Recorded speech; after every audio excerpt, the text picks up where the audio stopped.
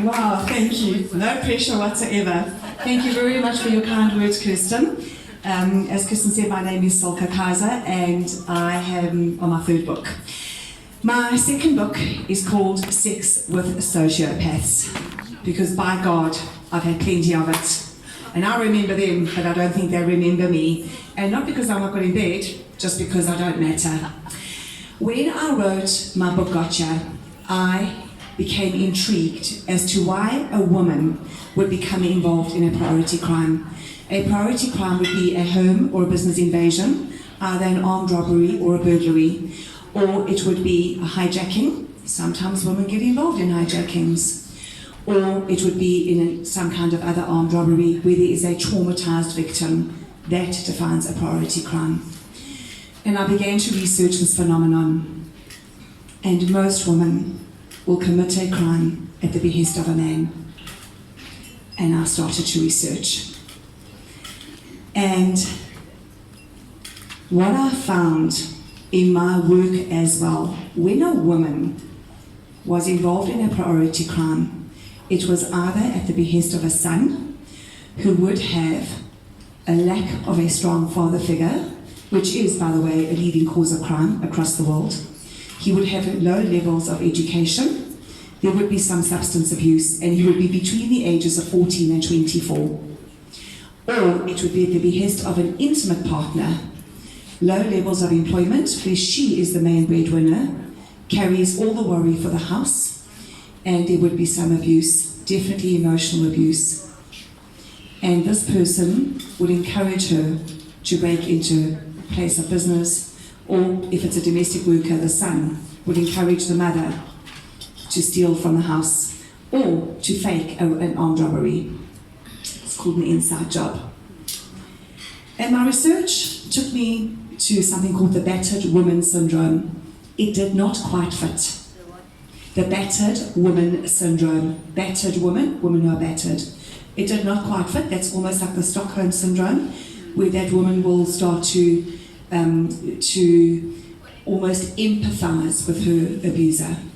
Then I came across something else called the love addict. It also did not fit. And then I came across the answer. And their answer was my answer as to why I had always been, and the only way I can explain it, was insane around men, almost feral around men. And the answer is the trauma-bonded relationship or the betrayal-bonded relationship. And excuse me if I get emotional, but I suffered, really, really suffered for many, many years. Because if I met a man and I liked him, within 1 second, I would be obsessed with him. And I could not understand what was wrong with me, because the rest of my life worked. I could function at work if I was not involved. My friendships, I was not needy or desperate as I was with men. And the minute I met a man that I liked and I became obsessed, the overriding feeling that sat within me was anxiety. A psychiatrist once put me on to anti-anxiety pills, Cipralex, which I took for many years. I learned a lot through Cipralex, that most of the things I worry about will never happen. And that anxiety ruled my life while I was involved with these men, to the point that I would lose 30 kilograms, and when that relationship was over and my anxiety was over, I would put 30 back on. Clearly, I'm not involved at the moment, clearly. And that's okay. I last had sex in 2015. That's okay. I'm 54 years old now. I don't give a shit.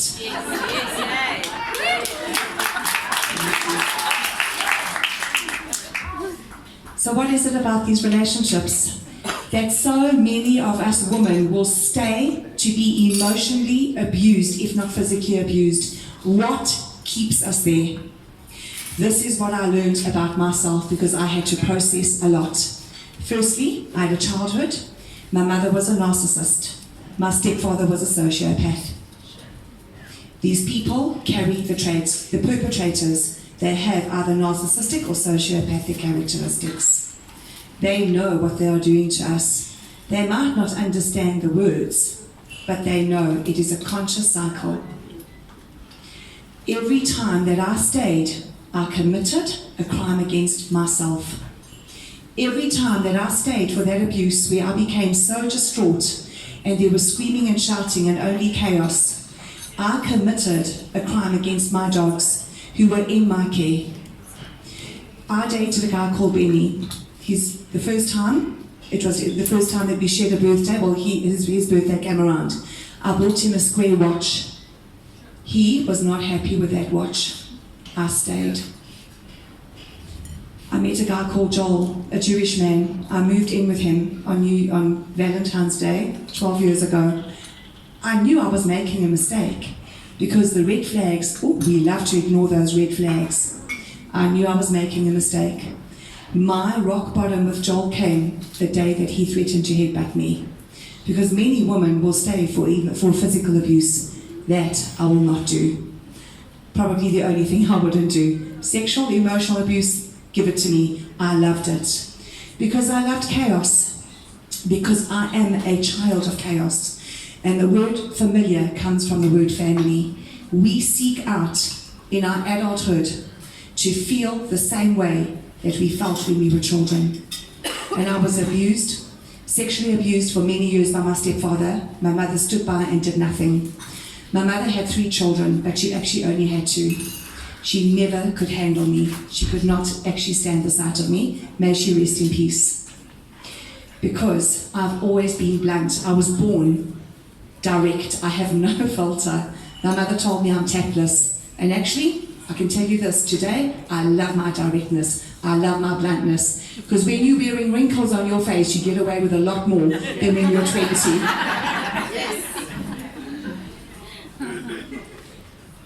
My mother died in 1988. She and I were involved in a car accident together. She was not wearing her safety belt because the rules of life don't apply to narcissists. And she was flung out of the window and she died instantly, and I fractured my spine. By the grace of God, I walk. I vigorously mourned my mother for 7 years. It was not normal the way I could not heal.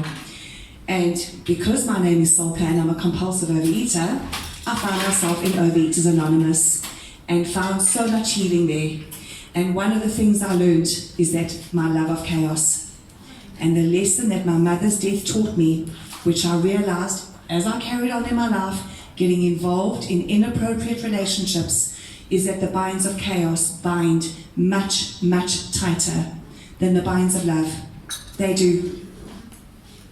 So what is this relationship? What is the cycle? Because there is a cycle. My 3rd book will come out, and my 4th book, I've already started writing it. It's called I Am Sociopath. I'm interviewing people who present with this antisocial personality disorder, narcissism or sociopathy. I'm learning a lot and I'm healing because I've come to realize my mother could have had Princess Diana as a daughter. If she was as blunt as what I was and rubbed her up the wrong way, she too would have suffered at the hands of my mother and my stepfather as what I did. My mother was not nice to me, and I don't say that with any self-pity whatsoever. It's a fact. This is what they do to us. Firstly, they love bomb us. We need them, and they sweep us off our feet. They present to us as a soulmate. All bullshit. None of that is true. They tell you you're gorgeous, they don't believe you. They don't really believe that. They've told it to a lot of women already that day, and possibly some men. I'm going to tell you what happened to me in 2014 when the universe gave me a lesson. Thank you. When the universe gave me a lesson that was undiluted, triple concentrated, and absolutely no sugar added whatsoever.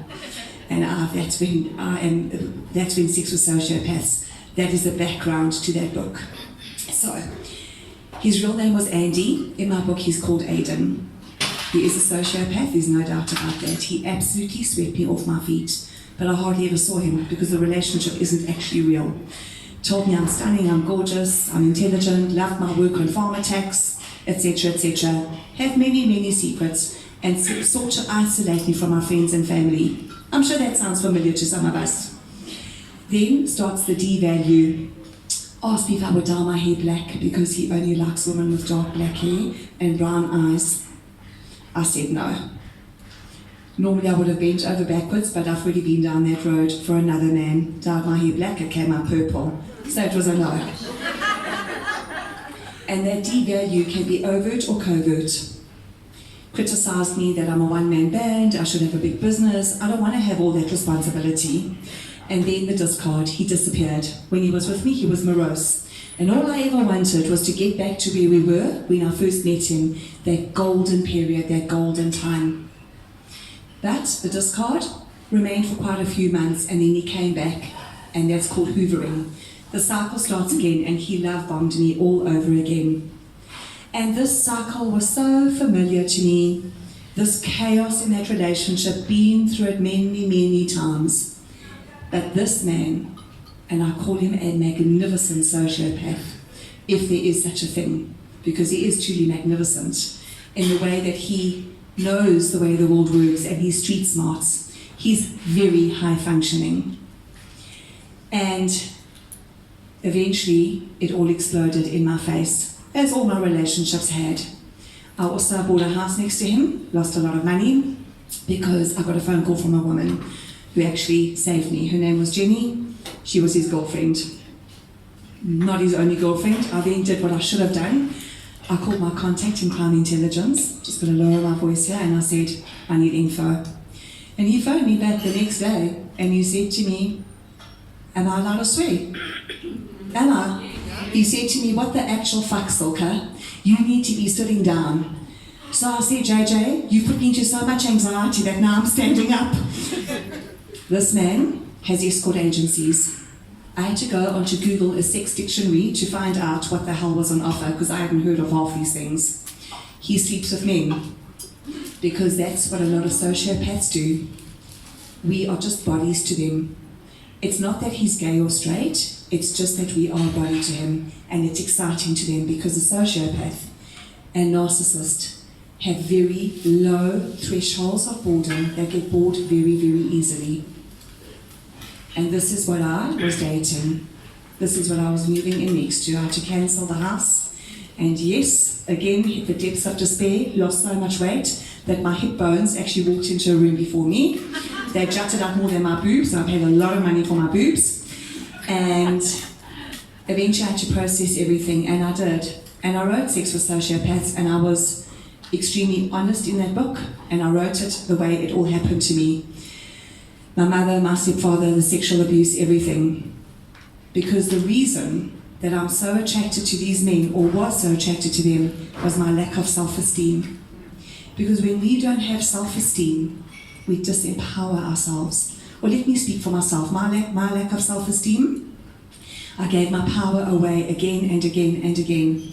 I wanted men. I always really waited for that prince. He's never come, and I don't think he's going to come. And that's okay. It's okay. It really is. Because on the day that I had got here, I had it printed, and I had to go to the printer and fetch that book. And I always knew that I would be an author one day, because writing was my talent at school. And I write about this in my book. The guy whistling merrily, like all casual, does this 100 times a day or 100 times a month, put the books into my little Kia Picanto in the boot, and there it was, Gotcha by Silke Kaiser. The cover, the ISBN number, the everything, all the work I'd done, and my self-esteem rose. It rose. And this morning, a pilot phoned me. Now, let a pilot phone me a year ago, I would have swooned, and oh my goodness, yes, right up there. Asked me on a date. It's a definite no. He's got so much chaos with his ex-wife and children, not putting myself there. Because I crave excitement. I do. That is what I'm about. So my work often satisfies that excitement, especially the farm attacks. But I crave excitement. But I've learned that life is made of small things. And the peace that I have now supersedes anything that can give me excitement through chaos. I don't want chaos anymore. I don't speak to my family, not getting involved in arguments anymore. I can't be bothered. I live with my 4 dogs and 1 cat. My cat has got very bad diarrhea. From here, I'm taking her to the vet. That's the most exciting thing that will happen to me today. And then I'll walk my dogs, and all will be well in my world. There will be no man to put me down, no man to pull me into his chaos. Because I feel this. If I ever date a man again, and even if I don't, that's fine, but if I do, he must be financially well off because he must have enough self-esteem in the world to be able to go out there and earn his own money. I'm not supporting. I don't want him to be spitting into his mother-in-law's face and think he's a big deal, because these are the type of men that I used to date. I want a man who respects all women, and that obviously, we know the cliche, will start with his mother. I'm going to end off as to why we find it so hard to leave these relationships. I know there's at least one of you sitting in this room who definitely is on the same vibration as me as when I talk about this. The reason that I could not leave these relationships, and the research has shown this repeatedly, is because that love bombing glues us to our abusers like heroin addiction. I have never been knowingly in a room where there's heroin, but I know what that high feels like, because that's what happened to my brain. And in my book, Sex with Sociopaths, I ended it and I said, if Andy had to come here and ask me to follow him, to be with him in the slip and slide, in the basement of filth that is him, because he is, in my eyes, that's what he is now. Yes, would I follow my Brian? Would I follow him? Yes, I wrote that, but that was more than a year ago that I wrote that. Today I can stand here, and if he came here and said to me, hello, you gorgeous goddess, I'd say, go tell that to a man, leave me out of it, seriously. Thank you.